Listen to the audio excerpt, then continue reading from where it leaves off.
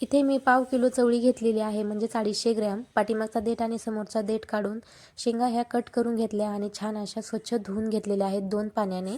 इकडे गॅस चालू केला, त्याच्यावरती कढई ठेवली. कढईमध्ये तेल घातलं. तेल छान गरम होऊ दिलं. त्याच्यामध्ये जिरे घातले 1 चमचाभर. छान असे तडतडून घेतले. थोडासा लसूण ठेचून घातला. कढीपत्ता घातला. अर्धा चमचा हळद घातली आणि छान असं परतून घेतलं. आता त्याच्यामध्ये घालायच्या चवळीच्या शेंगा. सुरुवातीला फुल गॅस ठेवायचा आणि 3 ते 4 मिनिटासाठी ह्या शेंगा आपल्याला अशाच वाफून घ्यायच्या आहेत.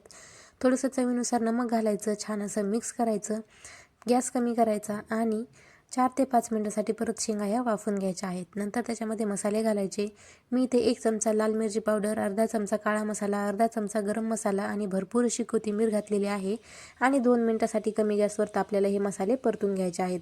आणि आता आपल्याला घालायचा आहे भरपूर असा ओबड-धोबड कुटलेला शेंगदाण्याचा कूट. शेंगदाण्याचं कूट जास्त घातल्याने काय होते, भाजीची टेस्ट ही खूप छान लागते. आणि परत कमी गॅसवरतीच आपल्याला हे 2 मिनिटासाठी वाफून घ्यायचं आहे. तर रेडी झालेली आहे आपली चवळीच्या शेंगाची भाजी. भाकरीसोबत खा किंवा चपातीसोबत खा, खूपच छान लागते.